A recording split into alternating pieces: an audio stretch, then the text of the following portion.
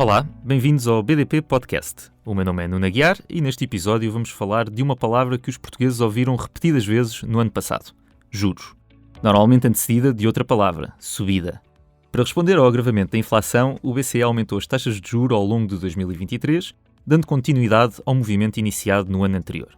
Têm sido meses intensos para a política monetária da zona euro, cujos desenvolvimentos são explicados no mais recente relatório da implementação da política monetária, publicado esta semana pelo Banco de Portugal. Para nos falar um pouco sobre que movimentos foram estes e como é que eles contribuem para o arrefecimento dos preços, temos hoje connosco José Pedro Braga, diretor do Departamento de Mercados do Banco de Portugal. Muito bem-vindo. Olá, obrigado, Nuno. 2023 foi um ano muito agitado, com várias subidas e diferentes magnitudes das taxas de juros, como eu referia. Talvez seja útil começarmos com uma descrição daquilo que aconteceu nesses meses. Podes resumir um pouco estes movimentos de política monetária ao longo do ano passado? Vou tentar. Eu acho que 2023 tem dois momentos. Tem um primeiro momento que é um bocadinho a continuação do ano de 2022, ou seja, nós em 2022 tivemos aquele período de grande inflação, com as taxas a terem que subir, a reação a essa mesma inflação, e 2023 começou novamente a ter necessidade de ter essa subida das taxas. E, portanto, naquilo que foram as 6 primeiras reuniões de política monetária, nós tivemos 6 subidas de taxas. Nas 2 primeiras reuniões foram 50 pontos base, tal como tinha sido nas reuniões anteriores, e depois 4 reuniões com mais 25 pontos base de subida. Ou seja, no conjunto do ano tivemos 2 pontos percentuais de subida. Mas, ao mesmo tempo, o ano 2023 é caracterizado pelo fim dessas mesmas subidas. Ou seja, nós, quando chegamos ao fim do ano, ao último trimestre, houve reuniões de política monetária em que já não aconteceram subidas. E nessas mesmas reuniões, nós tivemos já a declaração de política monetária que é feita após a reunião, em que é dito pelos governadores, no caso concreto, que as taxas de juros já estão num nível suficientemente alto para se mantidas nesse nível durante um período longo de tempo, a inflação convirgem para aquilo que é o seu objetivo de médio e longo prazo, 2%. E, portanto, nós temos evidente a subida, o processo de tornar a política monetária mais restritiva, mas também tivemos os próprios governadores a dizerem: atenção, já estamos com as taxas no nível que é alto, pelo menos o suficiente. E, portanto, temos também a paragem a acontecer em 2023. É quando começa tudo a interpretar as palavras dos governadores. Exatamente. O que é cada palavra a palavra. E como é que esta subida de juros e o nível em questão comparam historicamente? Não sei se vivemos um período excepcional nesse ponto de vista na zona euro. Vivemos, comparam, quer o ritmo, quer o nível é muito elevado, porque também a subida da inflação que tínhamos tido em 2022 tinha sido historicamente elevado, já não acontecia há várias décadas. Então, nós temos, num espaço de 10 meses, de 15 meses, aliás, 10 reuniões, uma subida de 4,5 pontos percentuais das taxas. Ora, isto nunca tinha acontecido na história da área do euro e já temos 25 anos de euro. Portanto, apesar de tudo, já é uma história com alguma dimensão. Os níveis em si que foram atingidos também são muito elevados. Nós temos 3 taxas diretoras, 2 delas estão próximas do máximo histórico, que foi atingido no ano 2000. Uma delas atingiu mesmo o seu máximo histórico. A taxa de facilidade permanente de depósito, os 4% nunca tinham sido atingidas. Portanto, quer ritmo, quer nível, são muito, muito elevados neste ano. Falando das taxas, nós normalmente falamos delas assim de passagem. O BCE tem 3 taxas de referência, cada uma delas tem a sua utilidade específica. Se calhar também pode ser útil explicarmos a utilidade de cada uma delas agora, não é? Sim, são 3 taxas. E aqui se calhar dar um passo atrás e tentar pensar o que é o papel do Banco Central. O Banco Central, na prática, é o banco dos bancos. E, portanto, nós emprestamos dinheiro aos bancos e aceitamos os depósitos dos bancos. E estas 3 taxas têm a ver com essa mesma função. As 2 primeiras, naquilo que é o emprestar o dinheiro, a última que eu vou referir, mais o receber o dinheiro emprestado. E, portanto, eu começar pela taxa do meio, taxa central, que está atualmente em 4,5%. Essa taxa é a taxa das operações principais de refinanciamento e a taxa a que emprestamos o dinheiro aos bancos naquilo que são as nossas operações normais de financiamento de política monetária. No caso da área do euro, nós temos 2 tipos de operações atualmente. Uma que é o semanal, emprestamos semanalmente fundos, por uma semana, e depois, uma vez por mês, emprestamos fundos por 3 meses. E, portanto, isto são as operações regulares de política monetária que têm a tal taxa de 4,5% que lhes cobramos. Mas a verdade é que os bancos podem precisar de dinheiro fora dessas datas, dessas operações. E, portanto, nós também temos a possibilidade dos bancos, em qualquer altura, virem buscar dinheiro ao Banco Central. E, portanto, nesse caso, nós aplicamos a taxa permanente de cedência de liquidez, que está a 4,75%, ou seja, uma taxa um bocadinho acima da outra, que é para penalizar esta liquidez excepcional que eles vêm buscar, e, portanto, estamos a ceder liquidez por um dia. Chama-se o overnight, não é? É um overnight. É uma taxa overnight que nós emprestamos e que tem aqui este prémio de 25 pontos base face a uma taxa normal. depois temos a taxa do outro de baixo.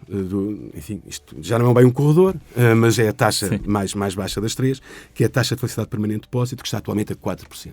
E essa também é uma taxa overnight para os depósitos que os bancos vêm fazer junto do Banco Central, neste caso do Banco de Portugal, em que nós pagamos 4% aos bancos por esses depósitos. E essa última é hoje, normalmente é dito que é hoje a mais relevante. Porquê é que se diz isso? Isso está muito ligado à evolução da política monetária ao longo, da última década. Nós funcionávamos antes num corredor, em que tínhamos 3 taxas. E funcionávamos num ambiente que não havia muita liquidez.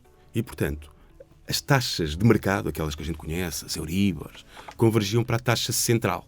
Porque vivíamos num ambiente de liquidez equilibrada. E, portanto, aquilo que nós emprestávamos regularmente aos bancos, nessas operações, era a taxa que depois ia ser a taxa de mercado. Com as crises várias, e estamos a falar da crise do Lehman Brothers, 2008, depois das crises da dívida soberana, a pandemia, tudo isto levou a um excesso de liquidez ao nível do sistema financeiro europeu. O que significa que as taxas, em vez de convergirem para a taxa do meio, convergiram para a taxa de baixo. E, portanto, atualmente a taxa ativa é efetivamente a taxa de felicidade de depósitos, porque os bancos têm dinheiro a mais. E ao terem dinheiro a mais têm que depositar esse dinheiro nessa taxa. E se conseguirem encontrar, enfim, na sua atividade regular, qualquer coisa que lhes pague mais, preferem. E, portanto, acaba por ser a taxa ativa naquilo que é a atuação dos bancos, acaba por ser, neste momento, a taxa de felicidade de depósito. E a perspectiva é que assim continue. Porque também houve uma alteração daquele que é o enquadramento de condução da política monetária, que foi anunciado muito recentemente, com uma lógica de passar a ser permanentemente um ambiente de excesso de liquidez em que essa seja a taxa ativa do euro. Isso ajuda a explicar às pessoas porque é que há 3 taxas, mas as pessoas só ouvem nas notícias falar de uma, é porque esta é neste momento. E é verdadeiramente difícil, porque anteriormente não era esta a taxa mais importante. Era, aliás, o próprio nome, Main Refinancing Rate, enfim, Main parece ser aquela que é mais importante. E foi, mas neste momento é a taxa de felicidade de depósito. A maioria das pessoas olha, obviamente, para o BCE como a entidade que conduz e que até implementa a política monetária. Mas, na realidade, o Banco de Portugal tem um papel. Pode explicar um pouco melhor que papel é esse do Banco de Portugal? É um papel muito importante. Não é só do Banco de Portugal, já agora também é dos bancos centrais todos nacionais. Portanto, na área do euro, o Eurosistema é o BCE e o conjunto de bancos centrais nacionais. Eu vou dividir aqui se calhar em 3 partes em termos de papel do Banco de Portugal. A primeira parte tem um bocadinho a ver com o papel ativo que temos que ter ao nível de conjunto amplo de comitês, grupos de trabalho, task force, que enquadram e preparam as decisões do Governing Council. Ou seja, aquilo não é um trabalho que é unicamente feito por parte das pessoas que trabalham no BCE, não, é um trabalho colaborativo de todos os bancos centrais nacionais para ter as propostas que vão então ao Governing Council. O segundo acaba por ser o mais conhecido, se calhar, das pessoas, que é a participação do governador nas próprias reuniões do Governing Council, em que tem as tais propostas, preparadas pelos tais comitês e grupos de trabalho e task force, e eles têm que decidir as taxas de juros, que é aquilo que as pessoas ouvem mais, mas não só as taxas de juros. Se a gente pensarmos, enfim, programas de cedência de liquidez extraordinária, programas de compra de ativos, medidas de risco sobre contrapartes ou sobre ativos de garantia, tudo isso é feito nessas reuniões. Portanto, há também uma atuação dos bancos centrais nacionais através do seu governador. E depois chegamos talvez à parte onde o papel dos bancos centrais é mais relevante e mais quase único e exclusivo, que é implementar tudo aquilo que foi decidido. Ou seja, são os bancos centrais nacionais que se relacionam com as instituições financeiras do seu próprio país. E, portanto, quando a gente fala em ceder liquidez ou absorver liquidez, são os bancos centrais que o fazem. Temos que avaliar os ativos que eles nos entregam para essa mesma liquidez. Somos nós que compramos os ativos nos programas de compra que ouvimos falar, o controle das reservas mínimas, que é um outro instrumento de política monetária. Tudo isto é feito pelos bancos centrais nacionais. E, portanto, é efetivamente um trabalho bastante complexo de implementação, que é isso também que trata um pouco o relatório que é hoje divulgado. E é possível ter um bocadinho uma ideia de uma ordem de grandeza desse tipo de operações e da complexidade das mesmas? Vou tentar ser simples e não dar muitos números, mas efetivamente são muitas as coisas. O primeiro número a reter, talvez que seja, enfim, acho que é relevante, é que nós interagimos com 36 instituições financeiras nacionais. E 36 financeiras representam quase a totalidade do nosso sistema financeiro. Portanto, são contrapartes de política monetária, praticamente todas as principais que toda a gente conhece, e muito mais, 36 é um número relativamente elevado. Essas mesmas instituições financeiras entregam ao Banco de Portugal colateral, ativos de garantia. E estamos a falar de 60 mil milhões de ativos de garantia que nós temos à guarda do Banco de Portugal e que temos que tomar conta deles. a monitorá-los, avaliá-los diariamente, garantir que eles têm qualidade. Porque nós não emprestamos dinheiro só pela cor dos olhos dos bancos, não. Só emprestamos dinheiro por contraponto de ativos de garantia de qualidade que eles nos emprestam. E, portanto, temos 60 mil milhões, só para termos noção. Estamos a falar de 400 títulos diferentes, dívida pública, dívida privada, mas 170 mil empréstimos bancários, que estão dados à garantia do Banco de Portugal. Depois temos aquelas operações que eu já referi, os leilões de cedência de liquidez. Só o ano passado conduzimos cerca de 170 desses leilões de cedência de liquidez. Os bancos chegaram a ter cerca de 16 mil milhões de euros nessas mesmas operações. Naquela parte da absorção de liquidez, todos os dias estamos a fazer empréstimos dos bancos. Os bancos depositam junto do Banco de Portugal cerca de 40 mil milhões. Entre receber o depósito e depois devolver, significa que em 2023 foram 18 bilhões de euros que tivemos que fazer em termos de liquidações destas operações. Aqui bilhões mesmo, bilhões. Estamos a falar. Não é americano. Não é o americano, é bilhões portugueses. No âmbito dos programas de compra de ativos, comprámos cerca de 3 mil milhões de euros de títulos de dívida pública portuguesa, essencialmente. Portanto, isto é uma atividade muito complexa que é feita ao nível do Departamento de Mercados, por uma equipa bastante empenhada e muito competente e, portanto, tudo corre sem problemas e com os bancos portugueses, sem problemas de liquidez, absolutamente nenhum. E voltando um pouco ao início, este ciclo de subidas foi iniciado para responder a um surto de inflação na zona euro. Se calhar é útil para quem nos está a ouvir explicarmos de uma maneira talvez um pouco simples, mas como é que aumentar as taxas de juros ajuda a arrefecer os preços? Esse problema, como é que uma coisa ajuda a outra? Se calhar aqui a melhor maneira de pensar outra vez aquilo que eu tinha dito há pouco. O Banco Central é o banco dos bancos. E, portanto, nós emprestamos o dinheiro e recebemos o dinheiro. Ao fazer isso, estamos a tornar a taxa que vai ser aplicada pelos clientes dos bancos está muito ligada à taxa que eles conseguem junto do Banco Central. E, portanto, vamos imaginar que nós subimos as taxas de juros. Significa que eles vão ter que também subir as taxas do crédito que vão conceder aos seus clientes, particulares, empresas, todo tipo de clientes. Por outro lado, também deverão aumentar as taxas dos depósitos. Deverá levar um aumento da poupança com o impacto em termos de atividade desta mesma atuação. O inverso sucederá quando nós baixamos as taxas, tornamos o crédito mais barato e espera-se, a um aumento da atividade económica. Estou aqui um pouco a simplificar, os canais de transmissão são muito mais amplos. Podemos pensar, por exemplo, taxa de câmbio. Quando começamos a taxa de juros também tem impactos ao nível da taxa de câmbio, depois com os preços importados, ao nível de efeitos de riqueza, ele tem efeitos ao nível dos ativos financeiros, por exemplo, ao nível das negociações salariais. Tudo isso está ligado, de muita maneira, àquilo que é a condição de política monetária que temos, no caso concreto, no Eurosistema.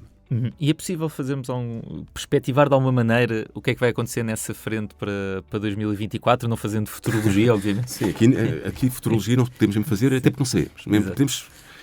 Neste momento não se sabe o que é que vai acontecer. A expectativa que nós temos é que as taxas vão normalizar. E vão normalizar porque nós estamos a observar uma descida da inflação. Estamos a ver que aquilo que é as perspectivas de inflação de médio e longo prazo, que estão a ser publicadas, tornadas públicas por parte do Eurosistema, apontam para atingir o objetivo de 2% no médio prazo e, portanto, tudo isto deverá permitir que as taxas comecem um processo de redução dos níveis restritos em que estão agora para níveis mais neutrais. Não fazendo a tal futurologia, mas fazendo o contrário, que é o que o mercado acha que vai acontecer. E, neste momento, o mercado está à espera que haja 3 descidas de taxas de 25 pontos base, cada uma delas, em 2024. Sendo que a primeira descida acontecerá já em junho, portanto, no próximo mês, e depois a perspectiva é que continue também o processo de descidas nos anos seguintes para taxas mais neutrais em termos de política monetária. Mas agora também em 2024 devemos ter outra coisa, que é o fim, finalmente, diria eu, de algumas medidas não convencionais que foram tomadas ao longo dos últimos anos, em resposta a várias crises. Aqui refiro-me as 2 últimas que estão ainda em vigor. A primeira são os últimos fundos que foram obtidos nas operações de financiamento de prazo alargado direcionado, as famosas TLTROs. Temos ainda, neste momento, algumas operações vivas. A última vencerá em dezembro e, portanto, deixará de haver fundos vivos no âmbito das TLTROs. Por outro lado, temos ainda um programa de compra de ativos ativo, faço o pleonasmo, que é o PEP, e ele deverá, a partir de julho, começar a fazer reinvestimentos apenas parciais e, no final de dezembro, terminar completamente. E, portanto, dessa maneira terminam todas as medidas não convencionais que tínhamos ainda ativas. E, portanto, um cenário de normalização, aquele que temos em 2024, quer ao nível das taxas de juros, quer ao nível das medidas não convencionais. Regressar à normalidade. José Pedro, muito obrigado por nos teres ajudado a perceber como é que a política monetária evoluiu em 2023 e como é que isso influenciou as vidas das famílias e a atividade das empresas. Muito obrigado também a quem nos esteve a ouvir. O relatório da implementação da política monetária, tal como as outras publicações do Banco de Portugal, pode ser consultado em bportugal.pt. Siga-nos também no X, LinkedIn e Instagram. Até breve.